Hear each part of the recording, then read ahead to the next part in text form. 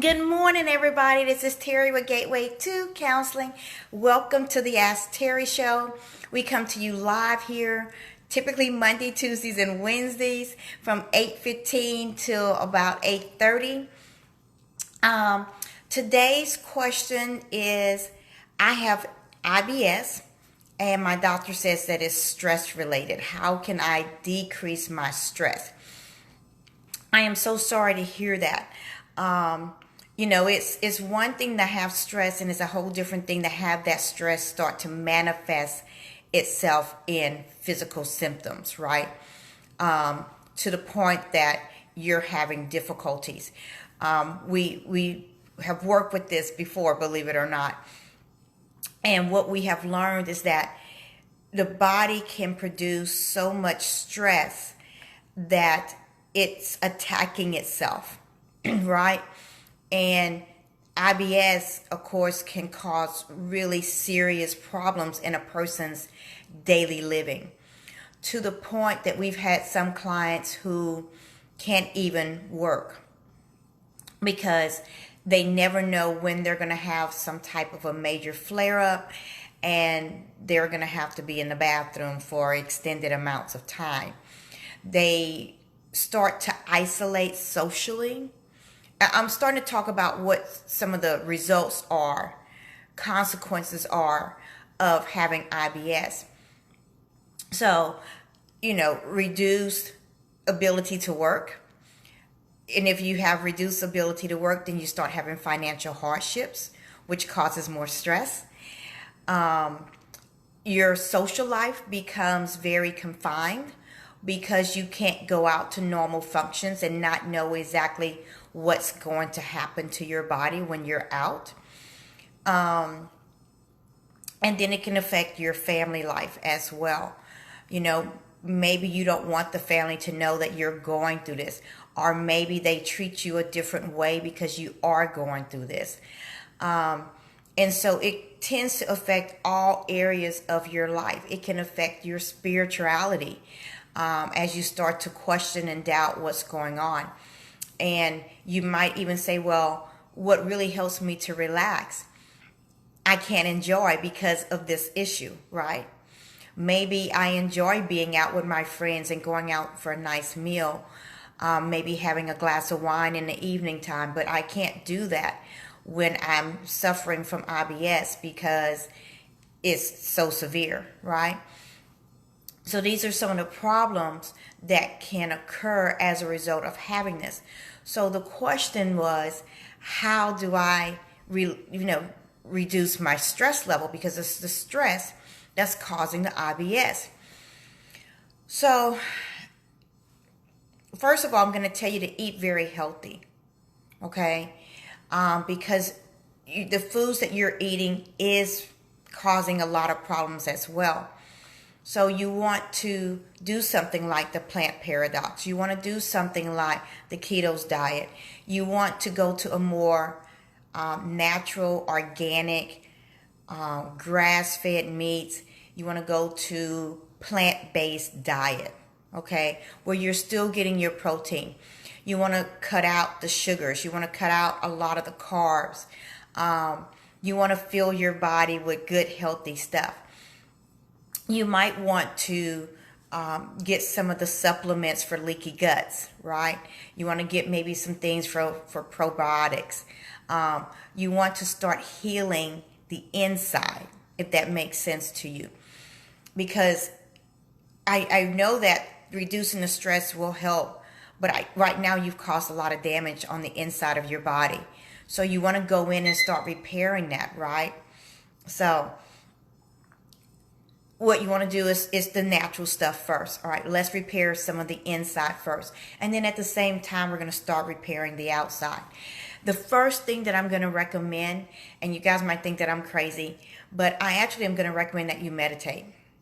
All right, I'm going to ask that you meditate for 5 minutes if you're new to this. If you've been meditating in the past and you know a little bit about it, then you can start off with maybe 15 to 30 minutes. But what I want you to do is build up to about 45 minutes, okay? I want you to be able to quieten the mind. All right, because what happens when you're stressed is that your mind is constantly working with anxiety and fear about the present and the future, especially. And we have no control over the future. None of us do, right?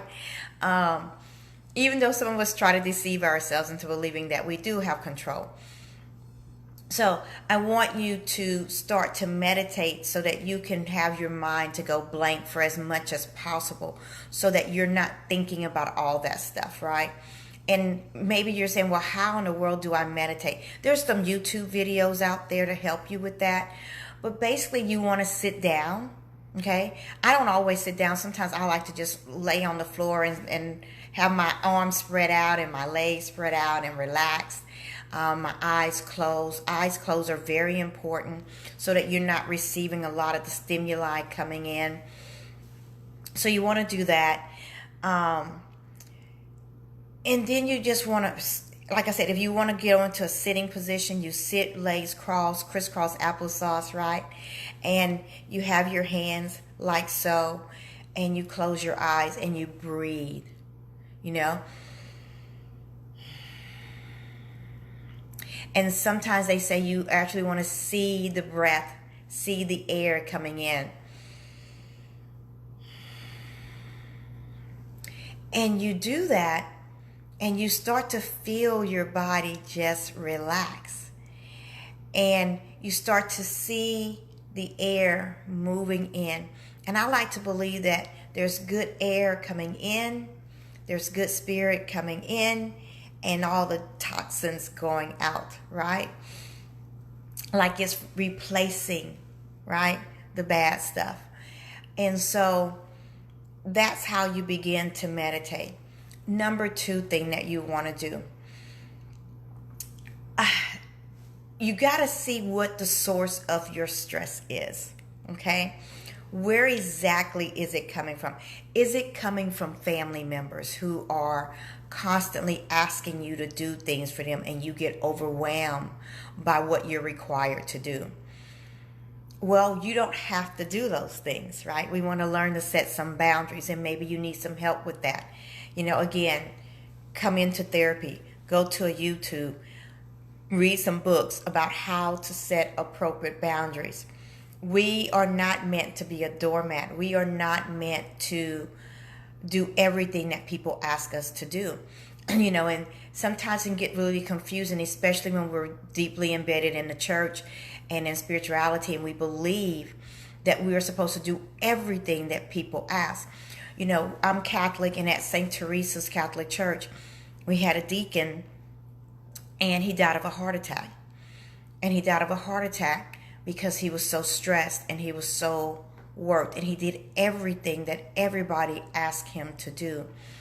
And one of the ladies at his funeral said, you know, why didn't he set boundaries? Why didn't he just say no sometimes?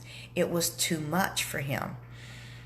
Well, sometimes we believe in the church that we're supposed to do everything for everybody, and that isn't true. We're supposed to do what we can and then let everybody else do the other things, right? Together it takes a team, but the team can't be just 10% of the church, which sometimes it is. 10% of the church is doing 90% of the work. They say 80% of the work is done by 20% of the people. We have to learn to allow people to do the work. Here's the thing. If you're always doing for other people, they will always expect you to do for them. Until you start to say no, they won't do for themselves. Okay? So that's a little tip. So that's number 2. So we have meditation and we have setting boundaries, right? And then number 3, you want to do something that is really taking care of you, that I believe produces energy. Okay, positive energy, not negative energy. So whether it's working out and exercising or walking in the afternoons or doing an early morning brisk walk, right? You want to do some physical activity, kayaking, hiking. Yeah, right. We live here in the Houston area, right? Those of you who live out of state, maybe you can do some hiking. I did some hiking over the weekend, so that's why I'm thinking about hiking. But, just going out and walking in the woods, for example, all these different things that you can do. Playing sports, right? Playing volleyball. Taking up swimming. I know we're getting into the winter months, but there's indoor pools. So volleyball, what is it that you enjoy doing? Playing football, going outside with your kids. There's something good. And for 45 minutes, getting your heart rate up and you guys tossing the ball around or something like that.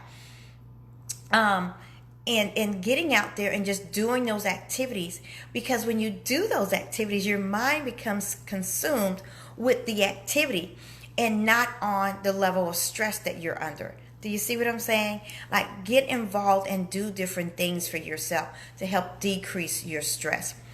And of course, we are always here for you guys. I haven't said this in a long time, but our mission is to bring peace, joy, love, and light into the lives of millions with affordable online counseling.